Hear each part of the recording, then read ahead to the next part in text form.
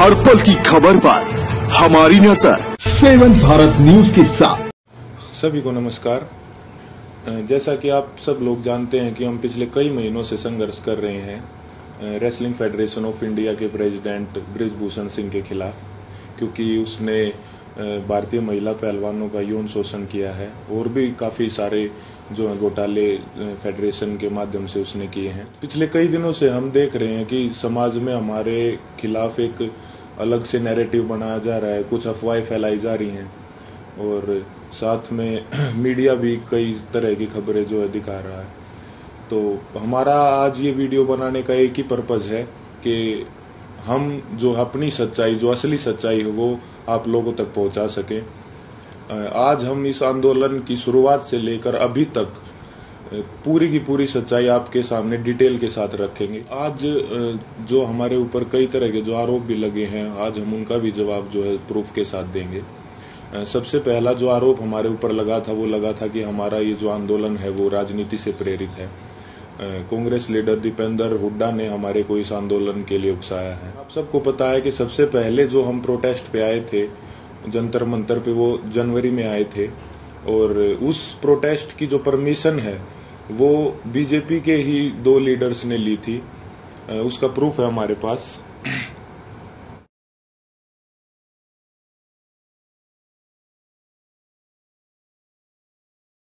Protest की जो permission जो जंतर मंतर थाने से ली गई थी वो बीजेपी लीडर तीर्थ राणा और बीजेपी लीडर बबीता फोगाट ने जो वो परमिशन ली थी, जिसका प्रूफ भी अभी हमने आपको दिखाया।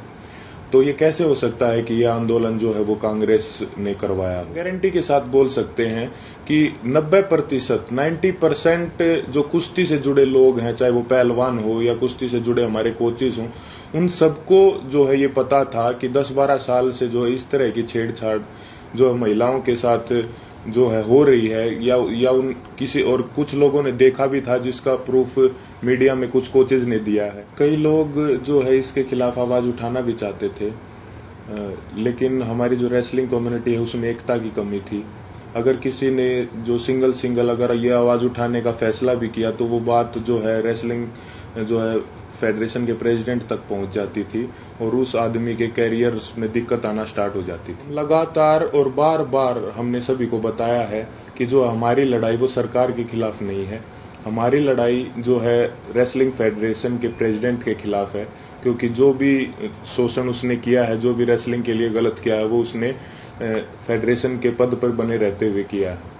और हमारी लड़ाई सरकार से वैसे भी नहीं हो सकती, क्योंकि जो मैंने अभी आपको पीछे बताया कि जो है बृजभूषण भी जो है वो रूलिंग पार्टी से ही सांसद है और जो जिन्होंने प्रोटेस्ट की परमिशन ली वो भी जो है बीजेपी के ही लीडर हैं। तो इससे तो ये साफ होता है कि भाई हमारी लड़ाई सरकार के साथ नहीं थी।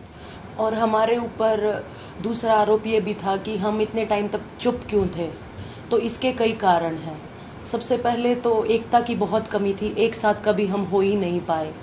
और इसका दूसरा कारण तो आप समझ ही सकते हैं कि माइनर जो लड़की जिसने 161 के बयान दिए, फिर 164 के, उसके कई दिन बाद जो है उसने अपने बयान बदले, क्योंकि उसके परिवार को डराया गया, धमकाया गया। तो सिंगल आवाज उठा भी कैसे सकते थे? कुश्ती में आने वाले सभी खिलाड़ी बहुत ही गरीब परिवार से होते हैं, उनमें हिम्मत नहीं होती वो इतनी बड़ी व्यवस्था और इतने पावरफुल आदमी के खिलाफ आवाज उठा सके। और वो सब आप लोगों ने महसूस भी कर लिया होगा कि इंडिया के टॉप रेसलर्स ने मिलकर आवाज उठाई और उसके बावजूद भी उन्हें किन किन हालातों से गुजरना पड़ा। 28 तारीख को महिला पहलवानों के साथ जो व्यवहार हुआ वो पूरे देश ने देखा है। कैसे उनको जबरदस्ती घसीटा गया और कैसे जो उनको जबरदस्ती अरेस्ट किया गया, जबकि हमने कोई भी जो है कानून नहीं तोड़ा था, ना ही किसी संविधान का उल्लंघन किया था। फिर भी हमारे ऊपर जो है इतना जोर जबरदस्ती का और इतना बर्बर व्यवहार जो है किया गया पुलिस प्रशासन द्वारा। हम आप सबको ये क्लियर कर देना चाहते हैं कि जो 28 मई की जो महिला सम्मान महापंचायत की जो कॉल थी वो हमने नहीं दी थी, वो हमारे खाप चौधरियों ने दी थी महम में पंचायत के बाद। हमारे को तो कुछ समय के बाद जो है इस फैसले के कुछ समय बाद हमारे को ये पता चला कि 28 तारीख को जो है नए संसद भवन का उद्घाटन भी है। फिर भी जो है हमने हमारे बड़े बुजुर्गों के आदेश का जो है पालन किया जिसके परिणाम स्वरूप जो है हमारे को इस तरीके से बर्बरतापूर्वक घसीटा गया रोड पे, और जो है हमारे को प्रोटेस्ट साइट से भी जो है जबरदस्ती हटा दिया गया। 28 तारीख को जो घटना हमारे साथ हुई उसने हमें अंदर से तोड़ दिया था। हमने देश के लिए इतने पदक जीते, देश का इतना मान सम्मान बढ़ाया, फिर भी हमारे मान सम्मान को जो है वो सड़कों पर रोन दिया गया। उस घटना के बाद हम जो है इतने आहत हो गए थे, इतने परेशान हो गए थे कि वो बात हम वर्ड्स में भी नहीं बता सकते। हमें कुछ समझ नहीं आ रहा था कि हमारे साथ ये क्यों हुआ।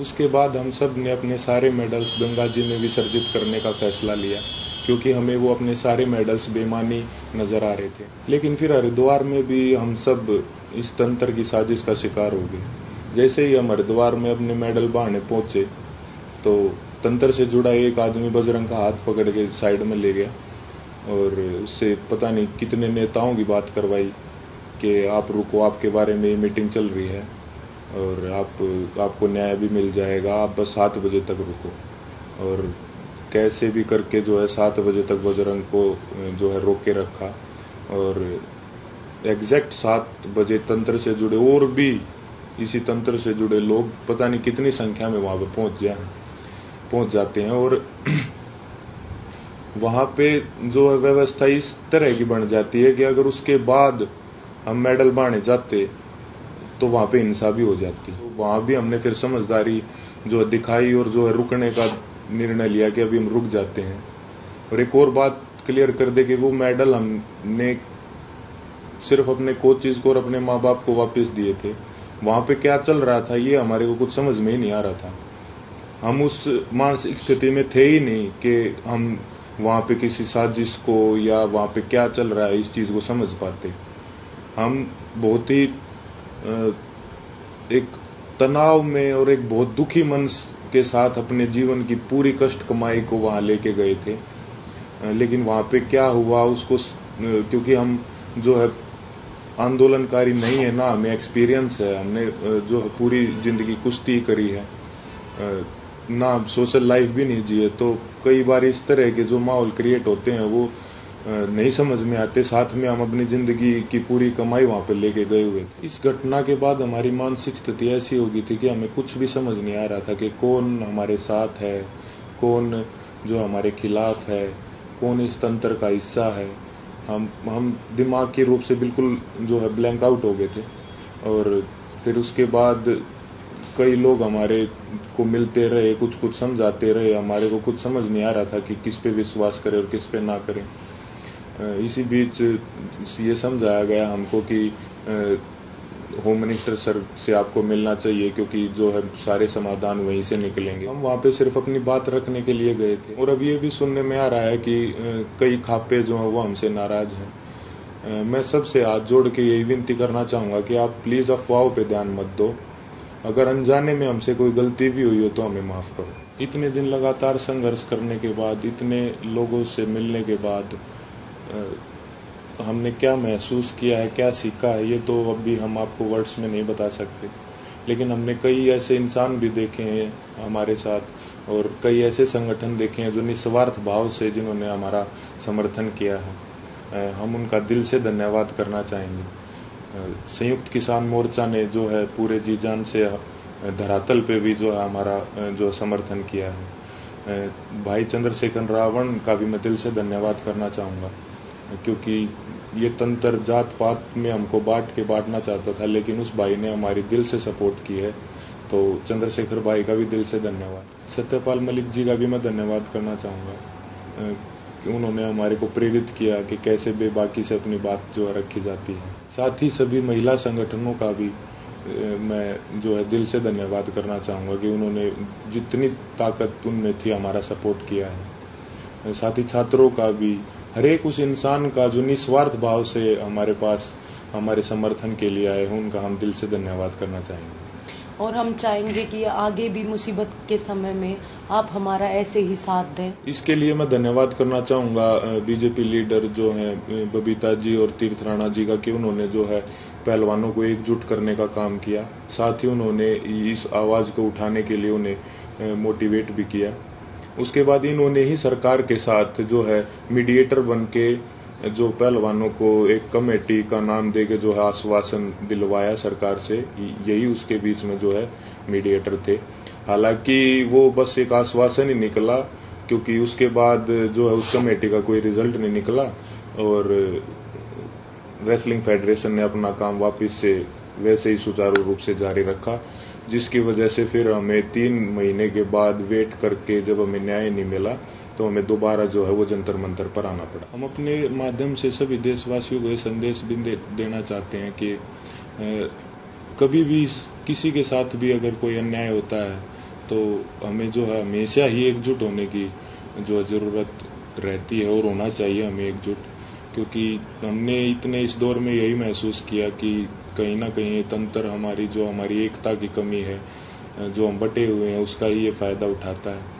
किसी के साथ भी अन्याय हो तो आप प्लीज एक साथ आइए। अन्याय के खिलाफ निस्वार्थ और सच्चे मन से अगर हम कभी भी एकजुट होकर अन्याय के खिलाफ आवाज उठाते हैं तो आत्मा को बहुत संतुष्टि मिलती है। धन्यवाद।